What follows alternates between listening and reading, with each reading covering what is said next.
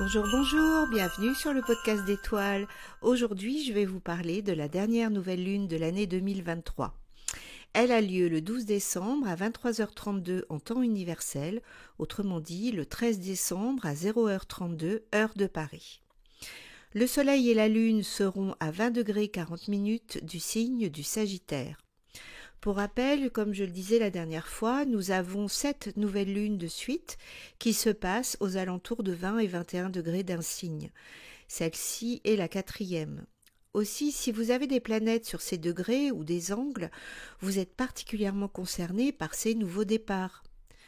Comme vous le savez, une nouvelle lune, c'est un nouveau départ, donc vous êtes dans une belle énergie de renouveau. Mais parlons de cette nouvelle lune en Sagittaire. Alors, elle nous apporte de l'optimisme, de l'enthousiasme, un esprit d'aventure, elle nous connecte à notre idéal. Et puis, elle nous aide aussi à développer un nouveau point de vue sur la vie. C'est vraiment le moment de planter symboliquement une nouvelle graine en créant de nouvelles intentions. Il s'agit de prendre conscience de notre potentiel pour développer notre créativité. C'est un très bon moment pour se poser quelques questions comme qu'est-ce qui nous inspire dans nos vies, quelle vision du futur allons-nous choisir, comment pouvons-nous utiliser nos compréhensions et la sagesse que nous avons pu acquérir pour nourrir la prochaine étape de notre vie. On est à un moment où nous avons une invitation à élever notre vision du futur, vous voyez, à viser un objectif plus élevé. Alors, Mars est conjoint à cette nouvelle lune, il est juste derrière elle. Il donne un peu l'impression de pousser cette énergie de nouveauté vers l'avant. Mars en Sagittaire, c'est le croisé qui part se battre pour ses croyances, il peut même être assez dogmatique. Le signe du Sagittaire aime l'aventure. Avec la présence de Mars, on pourrait aller au-delà des frontières du monde connu. C'est un peu comme une invitation à surfer sur les vagues de l'inspiration. On est poussé par un vent fort pour créer de nouvelles choses, de nouvelles intentions. On pourrait imaginer une nouvelle compréhension, un nouvel apprentissage ou tout simplement une nouvelle vision. En tout cas, il y a un désir de croissance et d'aller de l'avant. Alors évidemment, ça concerne le secteur que la nouvelle lune impacte dans votre thème tout plus particulièrement. Mais ah oui, alors je voulais aussi vous parler de l'aspect le plus marquant qui est le carré de cette nouvelle lune avec Neptune. Neptune en ce moment est stationnaire et va rester un long moment jusqu'au mois de février à peu près aux alentours de 25 degrés du Poisson, ce qui amplifie le symbolisme de cette planète. Un carré à Neptune, ça peut être un moment hautement émotionnel, rempli de confusion ou de désillusion. On pourrait aussi avoir envie de procrastiner. C'est un peu le brouillard, on peut même ressentir de la peur parce qu'on n'y voit pas clair. Mais en regardant de plus près les deux signes concernés, c'est-à-dire le Sagittaire et les Poissons, on constate que les deux parlent de foi et de confiance. Ce sont des ouvertures au miracle, à l'aventure. Il y a quelque chose qui semble possible alors même que nous ne les discernons pas encore. Et pourtant, cela va se dessiner au fur et à mesure que nous avançons.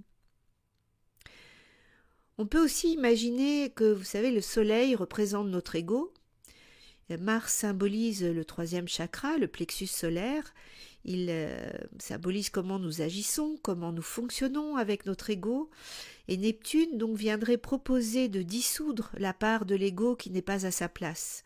De la dissoudre pour laisser la place au soi avec un grand S.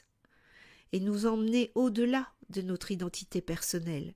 Il vient dissoudre nos peurs, nos croyances, nos jugements. Et ce projet, il est en plus soutenu par la présence de la lune noire en Lion, qui nous apporte une grande lucidité et nous invite à reconnaître notre propre valeur sans ostentation, d'assumer notre part sans s'identifier aux honneurs. C'est véritablement une invitation à rester ouvert aux opportunités qui se présentent et à faire confiance en l'avenir. Il s'agit de dire oui, j'accepte cette nouvelle pensée ou cette nouvelle vision, alors qu'avant je ne l'envisageais même pas. Avec la présence de Neptune, on pourrait avoir envie aussi de mettre plus de spiritualité dans nos vies, ou tout du moins de l'intégrer dans notre vie. Et cela parce que c'est aidé par la présence de Saturne en Poisson, hein. On pourrait avoir envie d'installer des rituels tels qu'allumer une bougie, méditer en se promenant, dans la nature par exemple.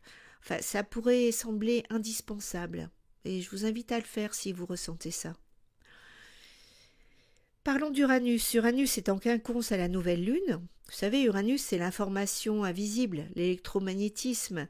C'est cette planète qui nous rappelle que nos pensées produisent des ondes, que le lien entre les pensées et les émotions produit une sorte de fréquence qui nous affecte, nous et notre entourage.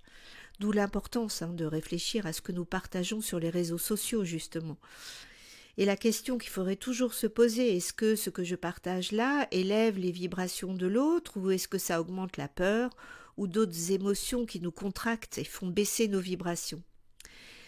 Et vous savez, ça me fait penser aux travaux que vous connaissez sans doute de Masaru Emoto ou de Veda Austin sur l'eau. Je vais vous mettre les liens de leur site sous la vidéo. Cela semble presque irréel. Ils émettent une émotion sur de l'eau, puis la gèlent, et nous voyons l'émotion se concrétiser, prendre une forme, la forme en question dans le cristal d'eau. Quand on sait que notre corps est fait d'un grand pourcentage d'eau et que l'atmosphère est aussi constituée en partie de gouttes d'eau, je vous laisse imaginer la puissance de création de notre réalité que ça nous révèle.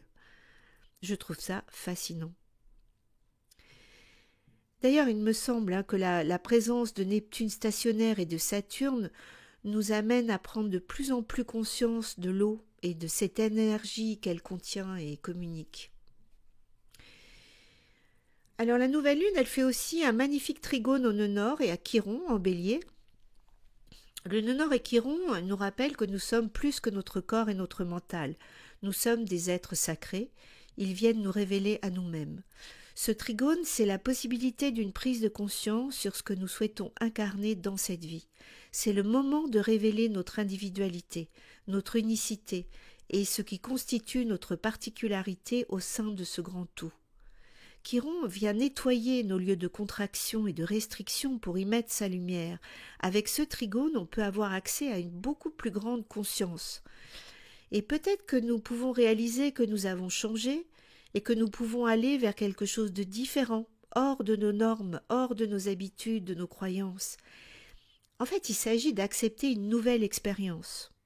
Nous sommes prêts à faire les choses différemment et à franchir une nouvelle étape avec cette nouvelle conscience de nous-mêmes.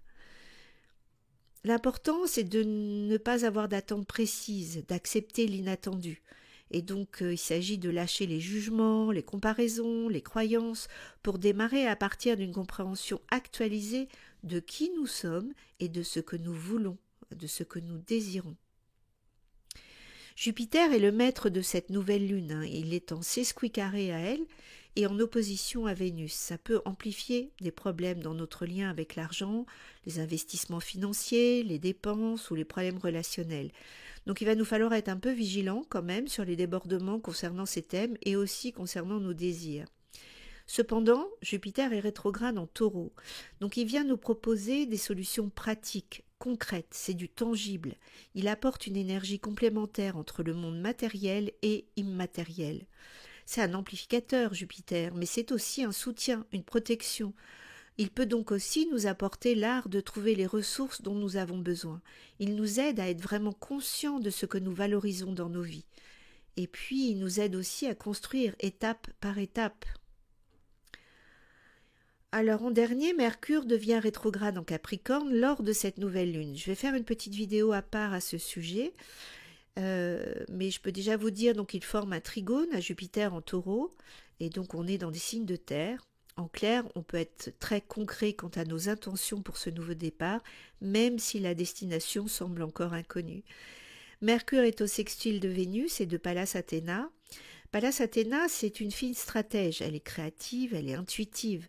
Vénus et Pallas en Scorpion, elles sont passionnées, mais elles sont peu loquaces. Mercure rétrograde ne parle pas beaucoup non plus. Donc il y a quelque chose qui n'est pas dit, mais qui vient des profondeurs de notre être et qui est canalisé pour être mis à notre service. La rétrogradation de Mercure nous offre de la profondeur dans nos réflexions. Elle nous amène à nous interroger sur l'utilisation sage de notre temps, mais aussi sur notre place dans le monde et notre part de responsabilité. En conclusion, cette nouvelle lune est un temps propice pour s'ouvrir à de nouveaux espaces intérieurs, accueillir de nouvelles visions, afin de nous créer une nouvelle vie plus en accord avec nos aspirations profondes. Voilà, merci beaucoup pour votre écoute, et puis si cette vidéo vous a plu, n'hésitez pas à la liker, la partager, vous abonner. Je vous dis à tout bientôt. Au revoir.